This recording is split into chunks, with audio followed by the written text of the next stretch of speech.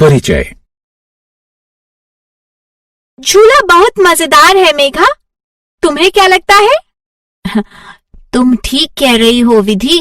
एक झूले का ऊपर और नीचे जाना सचमुच एक अच्छा एहसास है, लेकिन ये और भी मजेदार होता यदि हम दोनों एक साथ ऊपर और नीचे जाते। हम जाएंगे, लेकिन 3 चक्कर के बाद, क्योंकि हमारी गति एक सी नहीं है। क्या तुमने ये पता लगाने के लिए अपनी पसंदीदा गणितीय अवधारणा का प्रयोग किया है मेघा? हाँ विधि, मैंने महत्तम समापवर्तक का प्रयोग किया है। बच्चों, इस पाठ में आप गुणनखंडों, गुणजों, महत्तम समापवर्तक, लघुत्तम समापवर्तक एवं विभाज्यता के नियम को समझेंगे।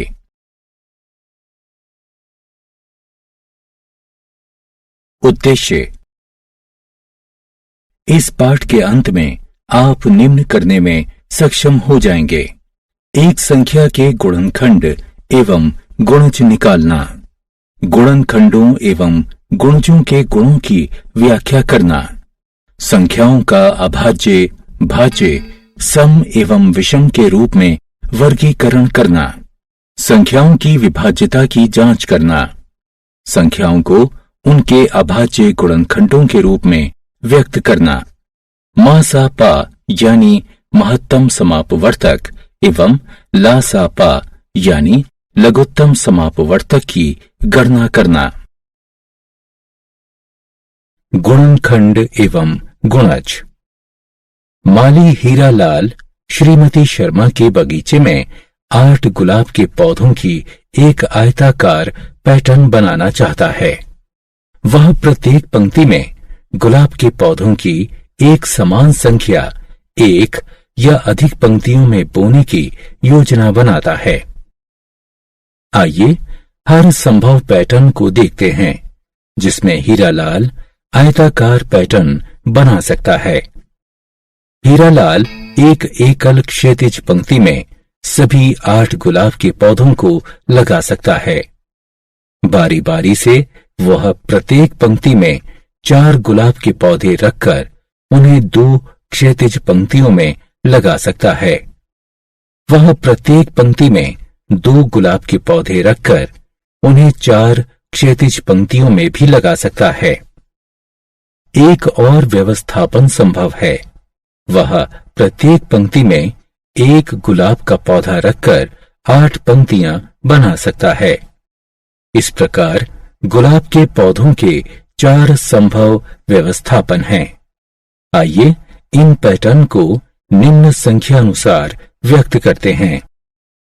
बाईं तरफ की संख्याएं पंक्तियों को दर्शाती हैं एवं दाईं ओर की संख्याएं प्रत्येक पंक्ति में गुलाब के पौधों को दर्शाती हैं।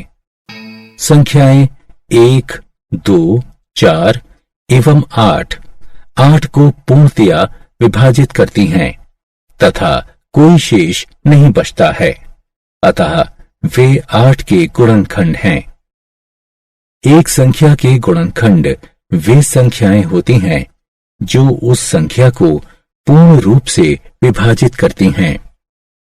आइए अब 8 और 12 के गुणनखंडों की सूची बनाते हैं। 1, 2, 4 और 8 के गुणनखंड हैं। 1, 2, 3, 4, 6 और 12 के गुणनखंड हैं। अब 8 और 12 के गुणनखंडों की तुलना करते हैं। आप क्या देखते हैं? 1, 2 और 4, 8 और 12 दोनों के गुणनखंड हैं, अतः 1, 2 और 4 8 और 12 के सार्वगुणनखंड हैं। आइए एक और संख्या 7 के गुणनखंड निकालते हैं। 1 और 7 के गुणनखंड हैं। 7 और 8 एवं 7 और 12 के सार्वगुणनखंड क्या हैं? 7 और 8 के बीच का केवल एक सार्वगुणनखंड 1 है। इसी प्रकार 7 और 12 के बीच केवल एक सार्वगुणनखंड 1 है। यदि कोई दो संख्याओं के बीच का केवल एक सार्वगुणनखंड 1 है, तब संख्याओं को सह अभाज्य संख्याओं के नाम से जाना जाता है। अतः 7 और 8 सह अभाज्य हैं। इसी प्रकार 7 और 12 सह अभाज्य हैं। उदाहरण में हम पैटर्न का वर्णन निम्न प्रकार से संख्यानुसार करते हैं। इन सभी व्यंजकों का गुणनफल 8 प्राप्त होता है। अतः 8 1 2 4 और 8 का गुणज है। एक संख्या का गुणज एक संख्या का एक दूसरी संख्या से गुणनफल के बराबर होता है। आइए 4 का गुणज निकालते हैं। 4 8 12 16 20 24 28 32 इत्यादि। आइए 12 के गुणज देखते हैं। 12 24 36 48 60 इत्यादि। 4 और 12 के गुणजों की तुलना कीजिए। आपको क्या प्राप्त होता है? 12 के सभी गुणज 4 के भी गुणज हैं। ऐसा इसलिए है क्योंकि 12 खुद 4 का एक गुणज है। अतः 4 और 12 के सार्वगुणज 12, 24, 36 इत्यादि हैं। आइए अब 5 के गुणजों को देखते हैं। 5 10 15 20 25 30 35 40 45 50 55 60 इत्यादि। 4, 5 और 12 के सार्वगुणज क्या हैं? 4, 5 और 12 का प्रथम सार्वगुणज 60 है। 4, 5 और 12 के अन्य सार्वगुणज 60 के सार्वगुणज हैं।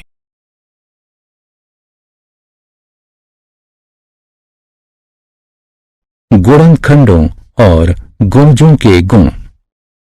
संख्याओं के गुणनखंडों और गुणजों के कुछ विशिष्ट गुण होते हैं।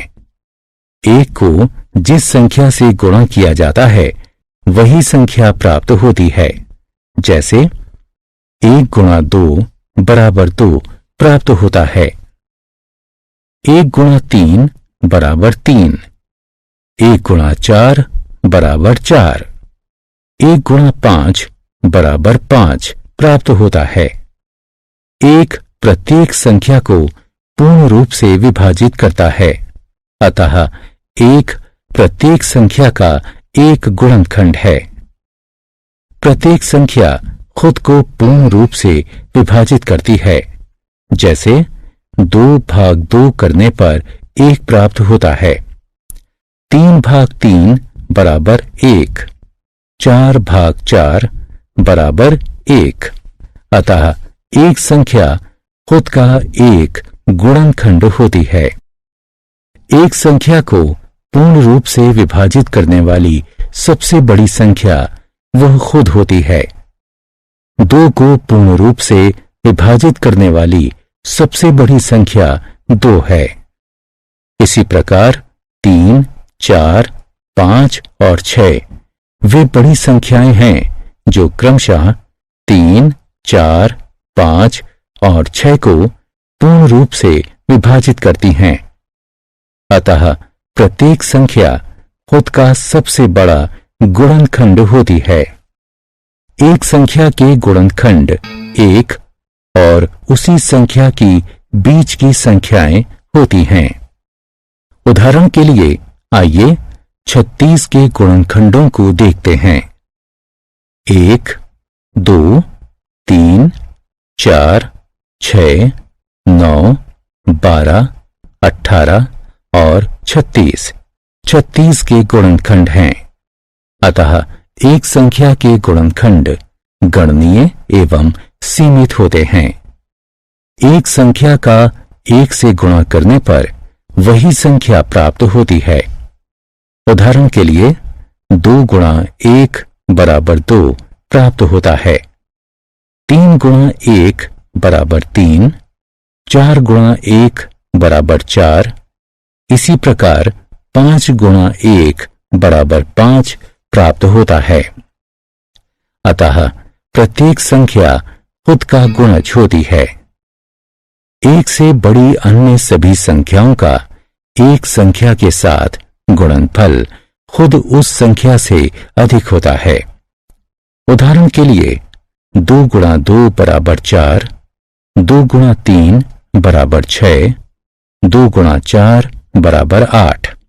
अतः प्रत्येक संख्या स्वयं की सबसे छोटी गुणज होती है। एक संख्या का एक नया गुणज उस संख्या को एक नई संख्या से गुणा करके प्राप्त किया जा सकता है। उदाहरण के लिए 9 गुणा 1 बराबर 9, 9 गुणा 2 बराबर 18, 9 गुणा 3 बराबर 27, 9 गुणा 4 बराबर 36 इत्यादि। अतः एक संख्या के गुणज अगणनीय एवं असीमित होते हैं।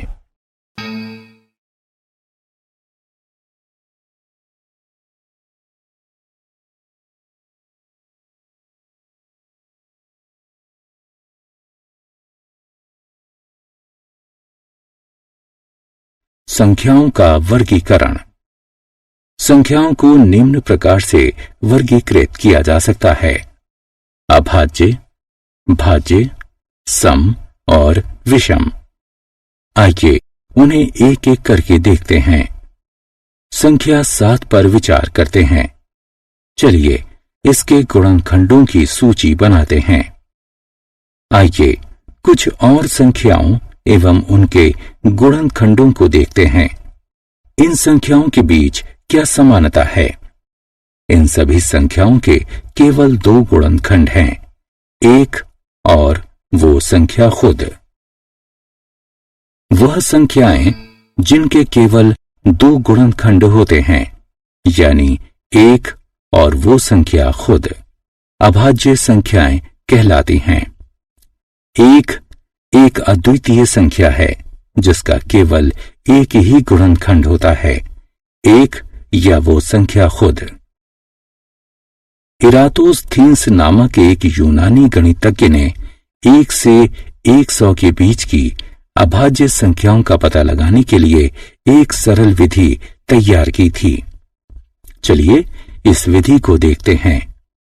हम 10 कॉलम की एक तालिका बनाते हैं। प्रथम कॉलम में हम 1 से लेकर 10 तक की संख्याओं की सूची रखते हैं। दूसरी तालिका में हम 11 से लेकर 20 तक की संख्याओं की सूची रखते हैं। आगे भी इसी प्रकार संख्याएं रखते हैं। इस प्रकार अंतिम कॉलम में हम 91 से लेकर 100 तक की संख्याओं को रखते हैं। हम उन संख्याओं को काट देते हैं जो अभाज्य नहीं हैं एवं उन संख्याओं पर घेरा बनाते हैं जो अभाज्य हैं। 1 अभाज्य नहीं है क्योंकि इसका केवल एक गुणनखंड है, हम इसे काट देते हैं। 2 एक अभाज्य संख्या है क्योंकि इसके ठीक 2 गुणनखंड हैं, हम इस पर एक घेरा बनाते हैं। हम 2 के सभी गुणजों को काट देते हैं। 3 अभाज्य है, हम इसके चारों तरफ एक घेरा बनाते हैं। हम 3 के सभी गुणजों को काट देते हैं। हम यह प्रक्रिया तब तक जारी रखते हैं जब तक कि 1 से लेकर 100 तक की सभी संख्याओं पर घेरा न लग जाए या फिर उन्हें काट न दिया जाए। इस तालिका को इरातोस्थीन्स की छलनी कहा जाता है।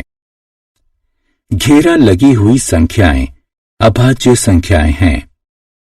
1 से 100 के बीच 25 अभाज्य संख्याएं हैं। 2 सबसे छोटी अभाज्य संख्या हैं। 2 को छोड़कर सभी अभाज्य संख्याएं विषम हैं।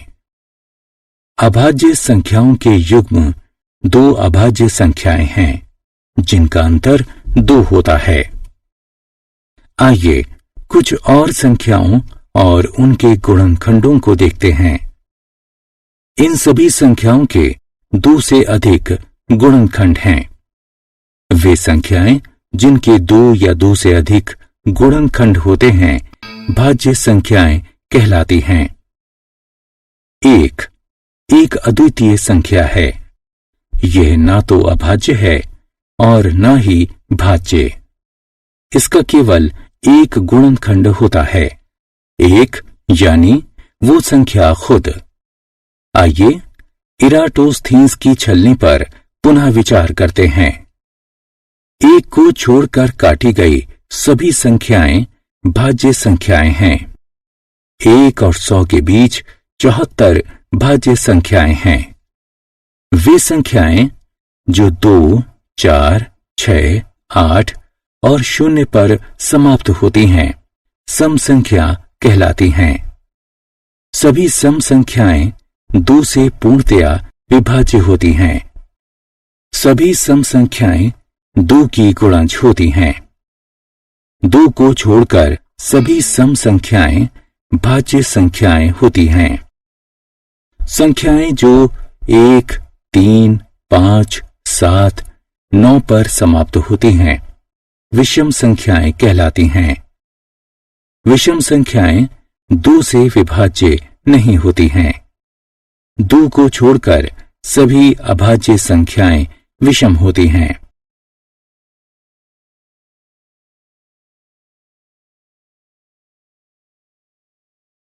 आत्म मूल्यांकन। स्तंभ का में दिए गए विवरणों का स्तंभ बा में दी गई संख्याओं के साथ मिलान कीजिए।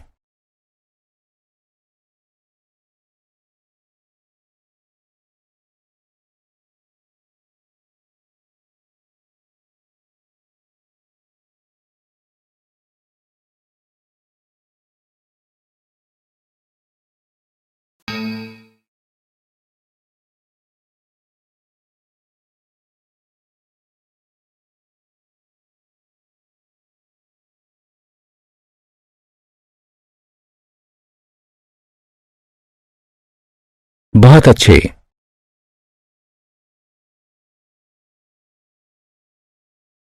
विभाज्यता की जांच।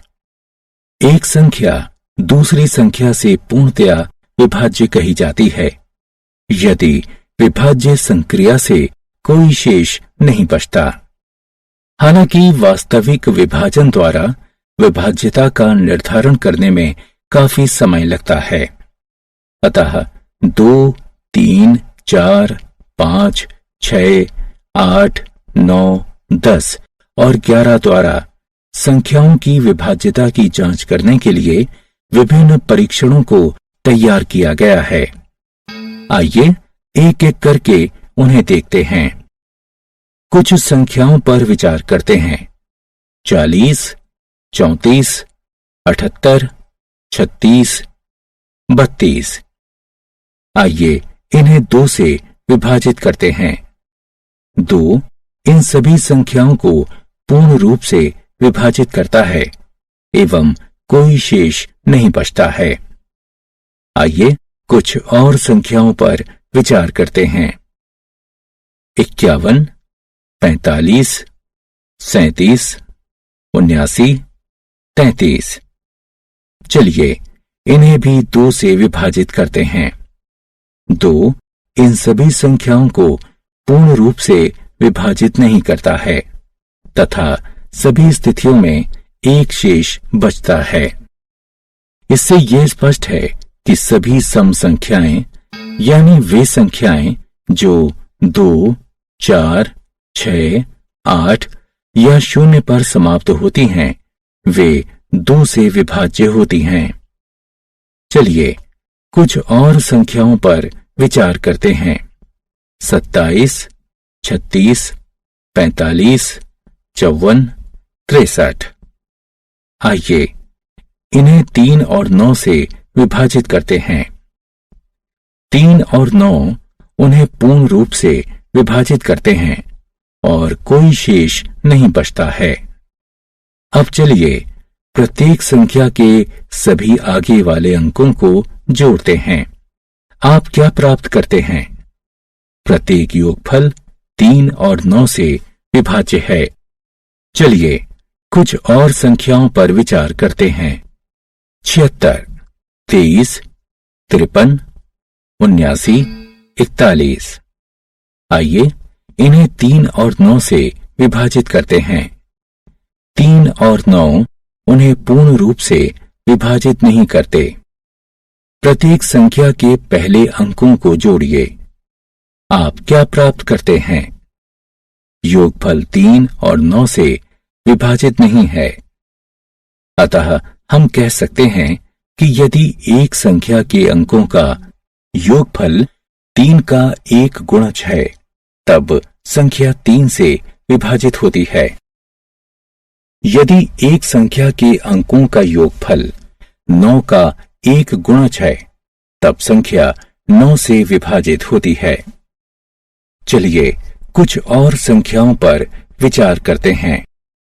1248, 4336, 5424, 6456, 8768। आइए इन्हें 4 और 8 से विभाजित करते हैं। 4 और 8 इन्हें पूर्णतया विभाजित करते हैं और कोई शेष नहीं बचता है। इन संख्याओं के अंतिम 2 अंकों पर विचार कीजिए।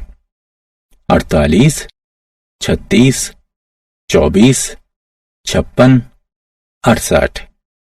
अंतिम 2 अंक ऐसी संख्या का निर्माण करते हैं जो 4 से विभाजित होती है। चलिए अब संख्याओं के अंतिम 3 अंकों पर विचार करते हैं। 248, 336, 424, 456, 768। अंतिम 3 अंक ऐसी संख्या का निर्माण करते हैं जो 8 से विभाजित होती है। अतः हम कह सकते हैं कि यदि एक संख्या के अंतिम 2 अंक एक ऐसी संख्या का निर्माण करते हैं जो 4 से विभाजित हो, तब वह संख्या 4 से विभाजित होती है। और यदि एक संख्या के अंतिम 3 अंक एक ऐसी संख्या का निर्माण करते हैं जो 8 से विभाजित हो, तब वह संख्या 8 से विभाजित होती है।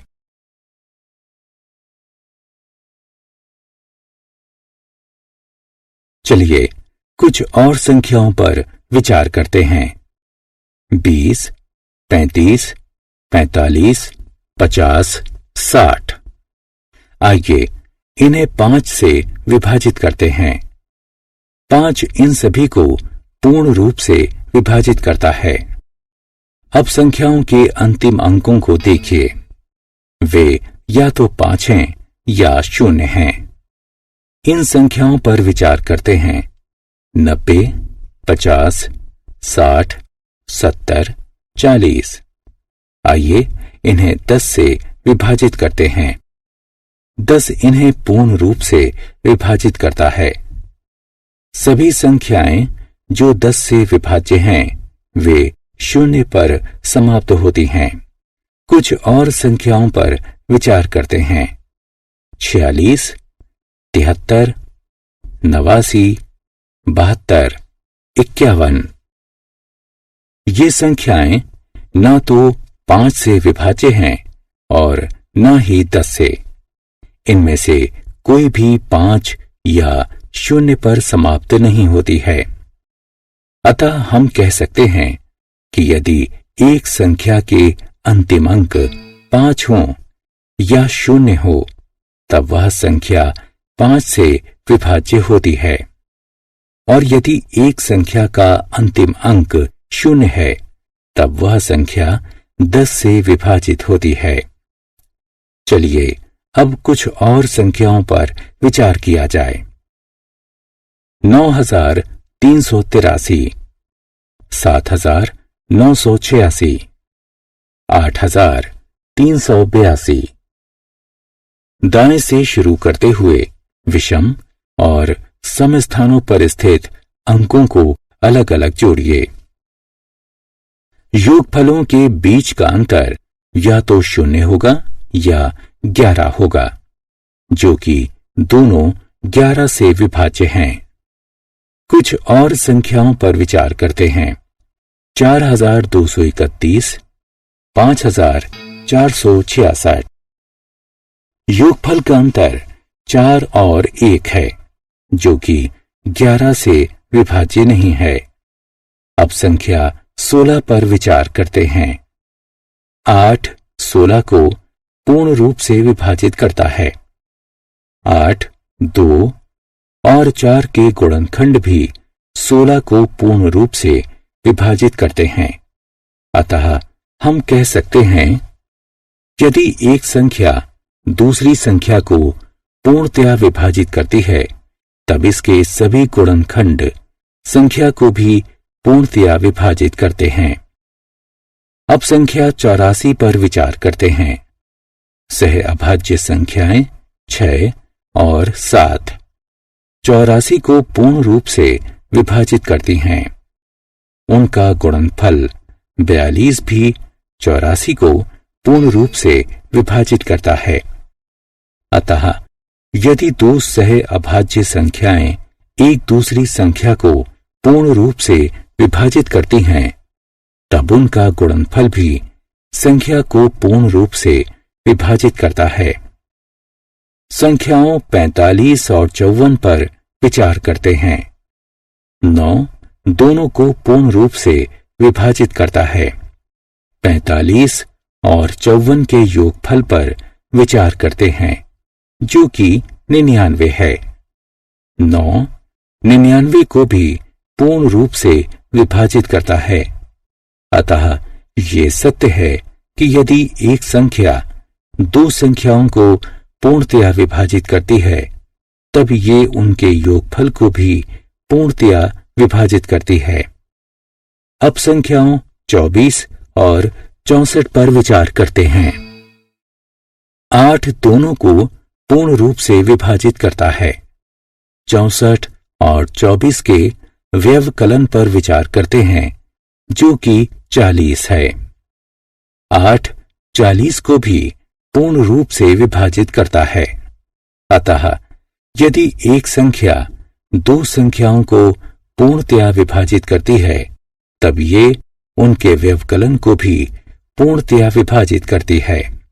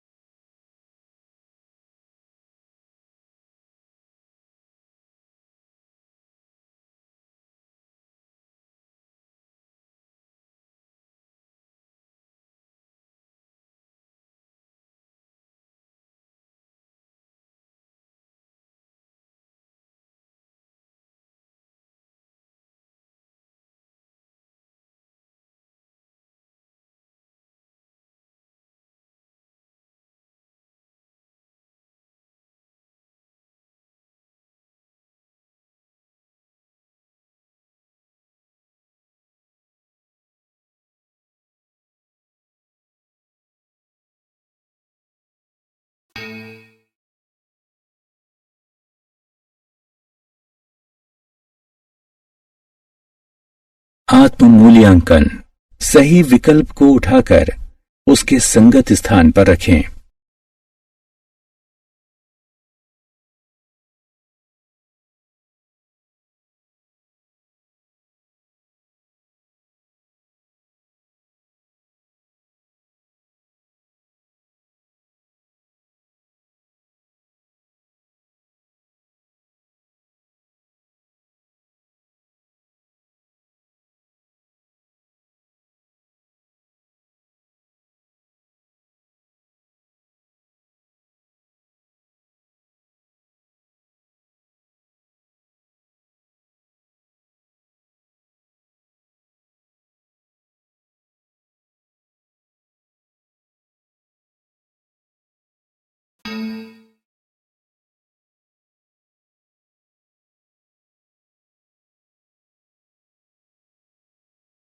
बहुत अच्छे।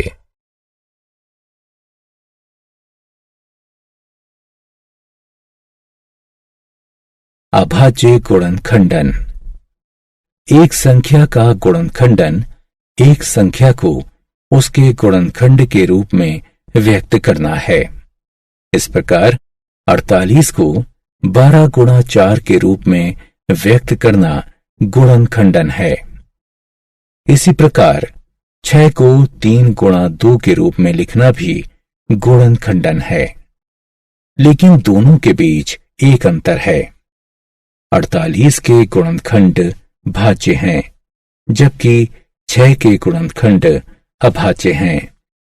एक संख्या को उसके अभाज्य गुणनखंडों के गुणनफल के रूप में व्यक्त करना अभाज्य गुणनखंडन कहलाता है। आइए कुछ संख्याओं पर अभाज्य गुणनखंडन का प्रदर्शन करते हैं। 48 बराबर 12 गुणे 4। 12 3 गुणे 4 है, इसलिए 48 को 3 गुणे 4 गुणे 4 के रूप में गुणनखंडित किया जा सकता है।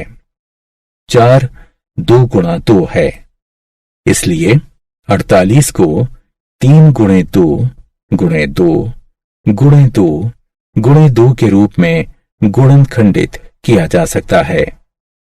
48 को अब उसके अभाज्य गुणनखंडों में व्यक्त किया गया है। अभाज्य गुणनखंडनों को गुणनखंड वृक्ष की सहायता से चित्रीय रूप में भी व्यक्त किया जा सकता है। अभाज्य संख्याओं से विभाजन की पुनरावृत्ति करते हुए बड़ी संख्याओं को अभाज्य गुणनखंडित किया जाता है, जब तक कि भागफल खुद अभाज्य संख्या प्राप्त नहीं हो जाता। आइए विभाजन विधि द्वारा 430 का अभाज्य गुणनखंडन करते हैं। सर्वप्रथम हम 430 को अभाज्य गुणनखंड 2 से विभाजित करते हैं। तत्पश्चात हम भागफल 215 को अभाज्य गुणनखंड 5 से विभाजित करते हैं एवं भागफल 43 प्राप्त करते हैं। चूंकि 43 एक अभाज्य गुणनखंड है, 43 से विभाजित करने पर भागफल 1 प्राप्त होता है। 430 को अभाज्य गुणनखंडों के गुणन के रूप में व्यक्त कीजिए।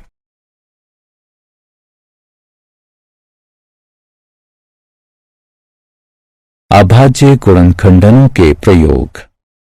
अभाज्य गुणनखंडन 2 महत्वपूर्ण प्रयोगों के लिए लिया जाता है। वे निम्न की गणना करने के लिए हैं।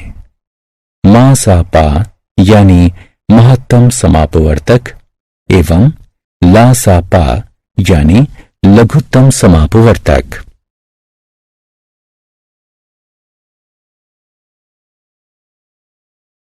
मा सा पा महत्तम समापवर्तक। महत्तम समापवर्तक यानी मा सा पा 2 या अधिक संख्याओं के सभी सार्व गुणनखंडों में सबसे बड़ा गुणनखंड होता है। आइए 12, 15 एवं 18 का मा सा पा निकालते हैं। 12 बराबर 3 गुणे 4, 15 बराबर 3 गुणे 5, 18 बराबर 3 गुणे 6। यहां सार्व गुणनखंड 3 है, अतः 3, 12, 15 एवं 18 का मा सा पा है। आइए अब एक अभाज्य गुणनखंडन के प्रयोग से 36, 45 एवं 90 का मा सा पा ज्ञात करते हैं। 36 बराबर 3 गुणे 3 गुणे 2 गुणे 2, 45 बराबर 3 गुणे 3 गुणे 5, 90 बराबर 3 गुणे 3 गुणे 2 गुणे 5। 36, 45 एवं 90 के अभाज्य गुणनखंडों का बारीक निरीक्षण हमें यह बताता है कि सभी तीनों संख्याओं में 3 गुणा 3 मौजूद है, अतः 3 गुणा 3 बराबर 9, 36, 45 एवं 90 का मासापा है। आइए एक वास्तविक जीवन की परिस्थितियों को देखते हैं जहां मासापा का प्रयोग किया जाता है। एक आदमी एक ही रस्सी से 40, 65 और 80 फीट गहरे 3 कुओं की गहराई मापना चाहता है। रस्सी की अधिकतम लंबाई क्या होनी चाहिए जो तीनों कुओं की गहराई को मापने के लिए पूर्णतया पर्याप्त हो? 3 कुओं की गहराई मापने के लिए रस्सी की लंबाई को तीनों गहराइयों का गुणनखंड होना चाहिए। इसके अतिरिक्त इसे मासापा होना चाहिए ताकि गहराई को प्रयत्नों की न्यूनतम संख्या में मापा जा सके। आइए 3 गहराइयों को उनके अभाज्य गुणनखंडों में व्यक्त करते हैं। 40 बराबर 2 गुणे 2 गुणे 2 गुणे 5, 65 बराबर 13 गुणे 5, 80 बराबर 2 गुणे 2 गुणे 2 गुणे 2 गुणे 5। मासापा बराबर 5 है, अतः रस्सी की लंबाई 5 फीट होनी चाहिए।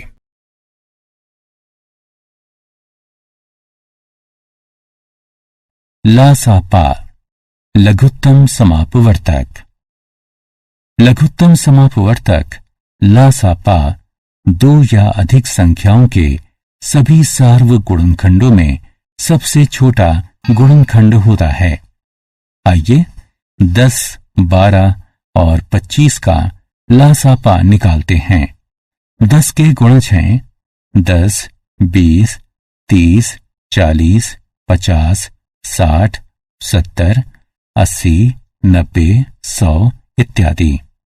20